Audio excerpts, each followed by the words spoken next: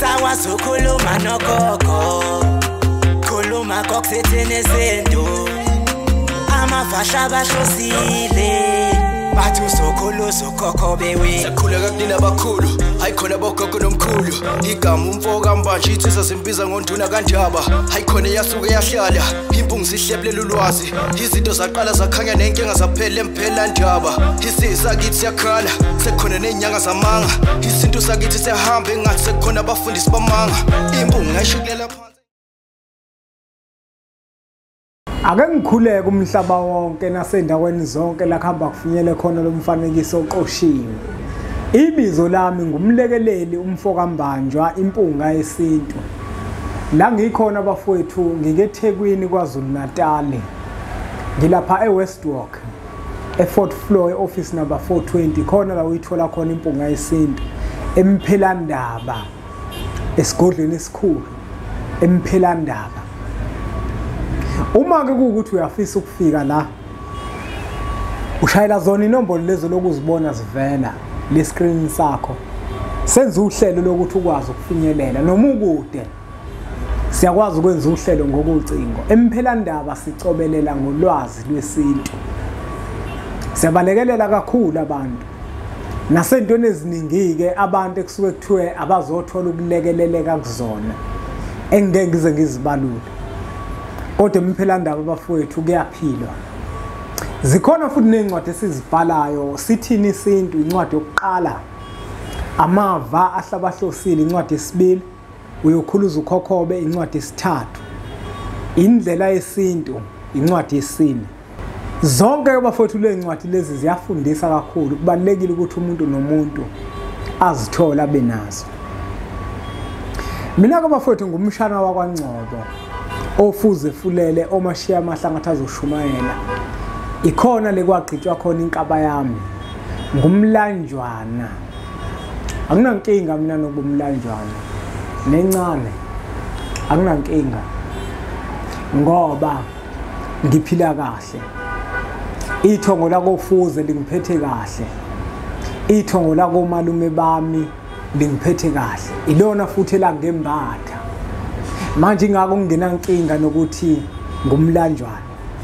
Anginankinga. Ngingane kagogo nomkhulu.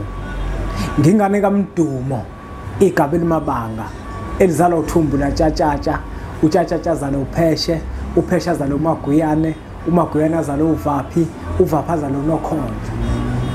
Yini ngithi ngingane kagogo nomkhulu? Ingoba intombazane makwenzekile yathola umntwana imtholela kubo. Lo mntwana wabazali bayo awunawo umthetho otheni phezulu kwaleyo ngane. Ingakho noma sekufika isikhathi sokuthi uyogana umuntu wesifazane, ingane izosala kubazali bayo ugogo nomkhulu. Angikho ke kodwa lapho. La ngikhona bafowethu nodadewethu, ngifisa ukuthi sike sijule kancane ngendaba yokuphila komuntu. Uyabona njengoba siphila bafowethu nodadewethu, siphila ngemimoya yabantu abadala. Uma phakathi kwekhaya kufika umakoti ezogana, usuke ezovusa umuzi. Ukuvusa umuzi akukona ukwakha izindlu, kodwa ukuvusa umuzi ukuthola abantwana phakathi kwegceke. Uma kuthiwa kuzovuswa umuzi, kusuke kuzozalwa abantu phakathi kwegceke. Ake ngidlule nje kwenye intshumayelo engangayizwa la eNazaretha, la ngikhona, la ngikhonzela khona amakhehla. Angisonti ke mina. Angisonti kwaShembe akusontwa. KwaShembe kuyakhonzwa. Kukhonzelwa abantu abadala abalele phansi kothuli lomhlaba. Wonke umuntu kuyaphoqa ukuthi hayi kaShembe awubakhonzela abantu abadala bakubo esibalala phansi kothuli lomhlaba. Ngikhuluma ngalabantu abanqulu zabo zisobala.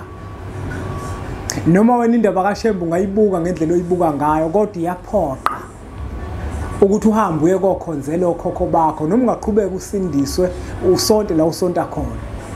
Kodwa kwaShembe akusontwa. kuyiphutha ukuthi kwaShembe kuyasonta kusonto kwaShembe. KwaShembe la kuqondiswa khona imsamo. KwaShembe la kukhonzelwa khona amathamba lele phansi kothu lomhlaba anikelelwe.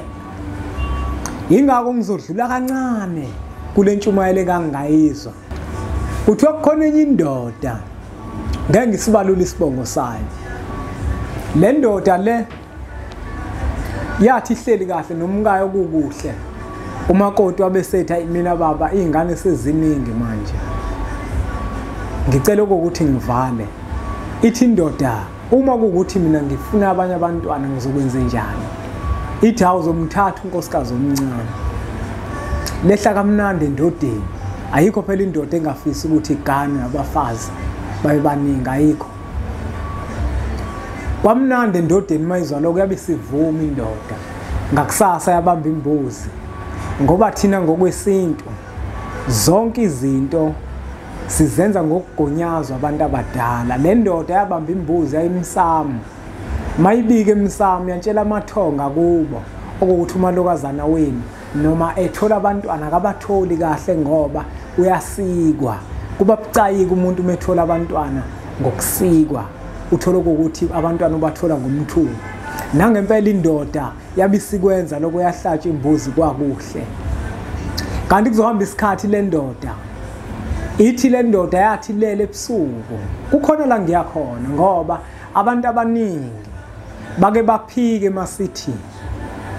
Ukuvusa umuzi kusuke kuvuswa abantu abadala bake babakhona phakathi kwegceke. Hayi ukuthi labantu laba hayi ukuthi thina sibasha. Abantu abake babakhona laba. Ithi ke le ndoda yaba nesibonakaliso. Uqhamuka ikhehla lishwilisa gila. Iyabona na ukuthi lo muntu lo uzongenza doti lo muntu lo. Ithi uyathetha lo muntu uyeza impela ucasukile. Ithi lensizwa lena bese ishone phansi ngamadolo iguqe. Lithi lekhehla yima.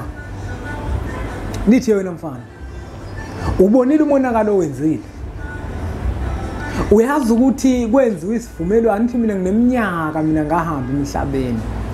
Ngineminyaka nakubangeke ngiyilandelanise ngalendlela engayizwe ixoxa umshumayeli nami bese ngiyilandisa ngaleyo ndlela ngqo. Kodwa khona le ngifuna ukuya khona. Uthi lakhehla uyazi umonakalo sowudalile ukuthi ungakanani. Mina kwathatha isefungo mina sekuphela iminyaka eminingi ngahamba emhlabeni. Kodwa kwanesefungo ngokuganwa kwakho okukuthi mina ngovuka ngani nobabili nomalokazana. Njengoba usuvalileke wena mina ngizovuka kanjani. Uyayizwa ke lento ukuthi ukugana kowesifazane kusuke kuzovuswa abantu phakathi kwegceke. Nangempela lensizwa kwaphoqa ukuthi ilungise lelo phutha. Ngoba asinalo thina ilungelo negunya lokuthatha izinqumo ngokutholakala kwabantu. Abantu abadala kufanele ukuthi bathathe izinqumo ngokutholakala kwabantwana. Lento enenza abantu besifazane yokuvala inkinga leyo nto. Kodwa kangikho lapho. La ngikhona ngekutheni ngenkathi egano wesifazane uzovusa umuzi, uzovusa abantu baphakathi kwekhaya. Njengoba sabantu siphila ngemimoya. Wena wenyama wembethwe yilo muntu othile wakini ovuswayo. Mina ngembathwa impunga yesintu mina. Kwavusa impunga yesintu. Iyavuka impunga yesintu. Uyabona? Nakuba yayingenje uma uyibuka. Kodwa ngokomoya kwavuka umuntu othile omdala wakwaNgcobo. Uyezwa lo nto? Nakuke le ngifuna ukuya khona. Ngenkathi indoda iganwa umfazi.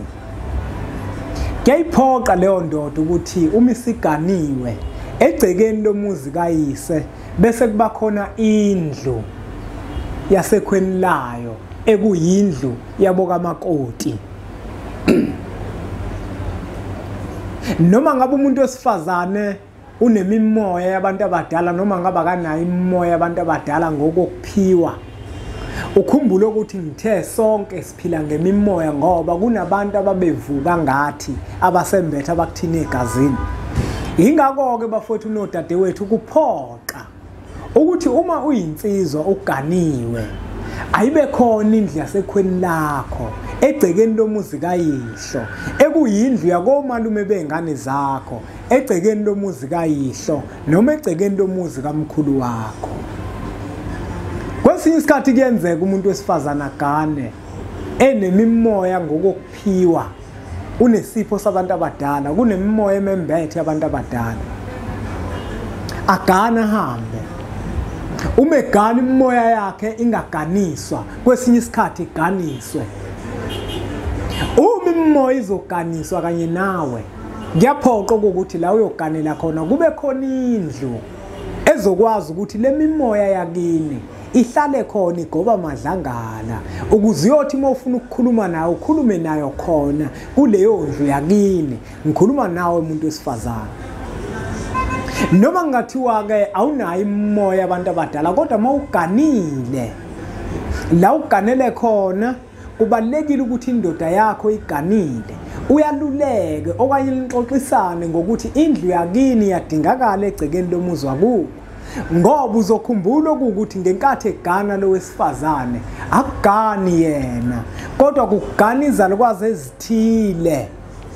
Kugana izalukwazi ezithile izona ezizogana lekhaya. Lezi zalukwazi ke kufanele ukuthi zibe nendlu. Angikhulumi ngekamero, angikhulumi ngekamero ukuthi ikhona indlu la inkulu nanti ikamera angikhulumi ngento efana naleyo. Angikhulumi futhi ngale ndlu lenizohlala kuyona nobabili nomakoti, umakoti athi efika lekhaya ezogana kwangena impahla zakhe khona. Angikhulumi ngaleyo ndlu, ngikhuluma ngendlu yemimoya yabantu abadala. Njengoba ngibalulile ukuthi sonke siphila ngemimoya, sembethwe abantu abadala ngoba kwakuvuka abantu abadala ngenkathi kuzalwa thina. Yingakho ke kubalulekile ukuthi la ugane khona umuntu wesifazane, nawe insizwe egcekeni lomuzi kayihlo wakhile noma egcekeni lomuzi kamkhulu wakho, ibe khona indlu yasekhweni lakho ukuze leza likwazi ezafika zazogana phakathi kwekhaya zizokwazi ukuthi zibe nendawo yazo la zokwazi khona ukuthi zihlale khona zinethezeke. Omunye umuntu uzothi njengoba lona wesifazane ezogana phakathi kwale ekhaya, usengowale ekhaya, yebo usewale ekhaya, kodwa egazini kuye kunemimoya yakubo ekwazi ukuthi ifike phakathi kwale ekhaya aganele kulo izomlethela izinhlanhla. Kubalulekile ukuthi bonke labo bantu bayithole indawo yokuhlala, bayithole indawo yokugoba amadlangala. Uyabona bafowethu, ibaluleke kakhulu le ndlu yasekhweni lakho insizwa, ibaluleke kakhulu. Angiphathi kona uma ukuthi umkakho unesiphiwo sabantu abadala, unemimoya yabantu abadala, lokhu kwesiphiwo ibaluleke kakhulu ngoba uma kuukuthi ayikho le ndlu yasekhweni lakho, lezalukwazi ezimembethe okanye lamakhehla amembethe avela jika abuyele emuva. Uma ebuyele emuva nosuswa into encane, nosuswa into encane, inixabanisa into encane, afuna ukudweba abuyele kubo. Hayi ngoba engathanda ukuhlala la, kodwa udonswa ile mimoya engenayo indawo yokuhlala izinze. Ukhumbule ukuthi njengoba lo wesifazane eganile le ekhaya, amathonga le ekhaya anezindlu le ekhaya, ayikho yena indlu ekuthiwa indlu yakubo eyokwazi ukuthi ihlala abantu bakubo. Omunye uzobuza ukuthi le ndlu le izokwenzani ngenkathi phakathi kwekhaya mhlambe kukhona umcimbi othile, kanti unansizwa ngeke ubamema abantu basekhweni lakho. Mina basekhweni lami bayigugu kumina, ngeke ngingabameme emzini kamkhulu. Kuthiwa hlabile emzini kamkhulu, kufanele ngibameme abantu basekhweni lami, bayigugu kabi kumina. Uma befika ngoba beka endlini yabo, banendlu yabo, hayi ukuthi bazohambe bembamba kuzona zonke izindlu, kodwa banendlu yabo. Ngothi nina basekhweni nayi indlini, hlalani laphana nigoba amadlangala. Bafike vele endlini yabo enemimoya yakubo, bathi bedla sibaphakela, badla nale mimoya kamakoti owafika wazogana, nayo le mimoya yafika yazogana phakathi kwekhaya. Siphila ngemimoya bafowethu. Ibalulekile ke insizwa yakithi indlu yasekhweni lakho egcekeni lomuzi kayihlo ekuyindlu yakomalume bengane zakho. Uyazi ukuthi le ndlela ebaluleke ngayo, kungathi noma kugula ingane yakho uthi uyayishisa impepho lakini ungayiboni isinda kodwa uyithatha uyise lapha kule ndlu yakomalume bayo ekuyindlu yasekhweni lakho utshela umkakhe ahamba ayothetha akhulume nemimoya yakubo akhulume namathonga kubo la egcekeni lela ganele kulona ngoba phela umuntu wesifazane uma eseganile ayisekho into emhlanganisa nekubo ngaphandle kwento ephoqayo eyisiko kwakufanele agcinelwe lona njenganomhlonyana. Abantu abaningi ke abakwazi lokho, abanye futhi bayakuphika lokho. Angazi kungani baphikisa amakhehla amakhulu. Umuntu wesifazane umhlonyana uyimpoqo kuyena. Yona wodwa umuntu wesifazane umhlonyana omenza ukuthi abuyele kubo ayogcinelwa wona ashiselwe impepho. Lento yokuthi umuntu wesifazane uzothi eseganile useyahamba manje kuthi uya kubo uyocelelwa inhlanhla uyocelela umsebenzi ayikho leyo nto leyo. Ayikho leyo nto kodwa ke sobuya sikuchaze lokho. Engisho ukuthi ke lendlu yasekhweni lakho nsizwa indlu ebaluleke kakhulu. Ngoba indlu futhi yakomalume bengane zakho. Kodwa kangingawageqa amagula ngoba ngemuka. Ngivumeleni futhi ngibuye ngizochaza ukuthi uma ke manje ingane kade zizalelwe ekhaya abazali bazo becacile beyindoda nomfazi yangakhiwa lendlu kodwa mazihamba ziyathola ukuthi kufanele kwakhiwe indlu yakomalume benu egcekeni lomuzi wakini okuthi lendlu mhlambe ngabe kusho ukuthi ke manje phakathi kwegceke lomuzi kababa sizoba nomsamo wakomalume ngoba omunye umuntu uzozibuza ukuthi kusho ukuthi manje sengizoba nomsamo wasekhweni lami. Akuhambi kanjalo. Akukho impepho ezoshiswa laphana. Akuzushisa impepho. Impepho ayibi imbili egcekeni elilodwa. Noma senze nje asibuye sizoyibuka lento endodeni okuthi indoda na indoda yakhile umuzi. Angenza isibonelo ngami. Asithi lo muzi engwakhile umuzi kababa akuwona umuzi wakomalume kamkhulu. Bese manje kuyangiphoqa ukuthi kufanele ngakhe umuzi kamkhulu okuwumuzi wakomalume okanye ngakhe indlu yakomalume. Angani mina ngisebenzisa isibongo sakambanje ngifuna siyibuke kanjalo ukuthi mina ngumbanjwa ngakhe umuzi kababa ongizalayo. Kodwa manje sekuyavela ukuthi into zami la ziphethe khona ziphethe komalume. Abantu abangilulekayo sebethi wena kufuna kube khona indlu yakomalume. Wezwa lona asithi abazali bakho nje bagcagcile umbanjwa kahle abazali bagcagcile kodwa manje sekukhaleleka indlu yakomalume egcekeni lomuzi kayihlo ukuthi esimene esinjalo lendlu yakha kanjani wenza njani uma uyakha lendlu iyosebenza kanjani isihloko sethu leso esilandelayo. Kodwa namuhla bengithi ake ngichaze ngokubaluleka kwendlu yasekhweni ukuthi insizwa yakithi kubalulekile ukuthi emzini kayihlo wakhile noma emzini kamkhulu wakho ibe khona indlu yasekhweni lakho ngoba umkakho njengoba ekuganile nje kunabantu bakuba bafika bazogana ekufanele ukuthi indawo bayithole phakathi kwekhaya. Uma ke kuukuthi kumkakho unemimoya abantu abadala ngokwesiphiwo kuyaphoqa ke lapha impela kuyaphoqa kakhulu kuphoqa kakhulu wena kunalomuntu lo ngenabo nje isiphiwo sabantu abadala ongenaso nje isiphiwo. Kodwa wonke umuntu uma ehambe waya kogana yonke insizwe eganiwe kuyaphoqa ukuthi emzini wakhile ibe khona indlu yasekhweni layo. Hayi ngingawageqa amagula ngoba ngemuka la kuma comment section ikhona la kufanele ukuthi bafowethu sixoxe khona sibuze imibuzo. Umuntu ofisa ukujobelela kwesikushila ajobelele uma kukhona lingacacisele khona nibuze futhi bafethu impunga yesintu izowafunda ama comment bese siyabuya sizocacisa la kufanele ukuthi sicacise khona. Hayi bafethu ngiyacela ukuthi niqhubeke njalo nisubscribe ku channel ethu enkulu Impunga Yesintu TV nithatha imfanekiso eqosheni idlulisele kwabanye abantu ngoba nakubona izoba usizo olukhulu. Singakhohlwa phela ukuthenga incwadi zempunga yesintu. Ikhona incwadi esihloko sithini isintu, incwadi yokuqala. Amava ahlabahlosile, incwadi yesibili. Uyokhula uzukhokhobe, incwadi yesithathu. Indlela yesintu, incwadi yesine. Zonke le ncwadi ziyatholakala kuthina.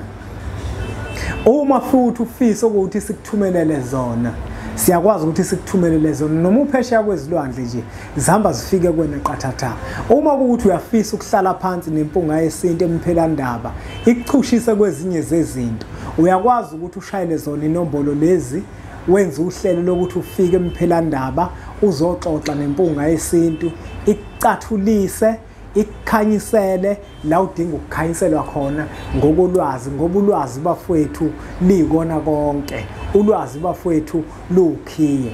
Ngiyacela ke bafowethu ukuthi niqhubeke njalo nisubscribe kwi-channel yethu enkulu Impunga Yesintu TV, bese sithi nje impunga.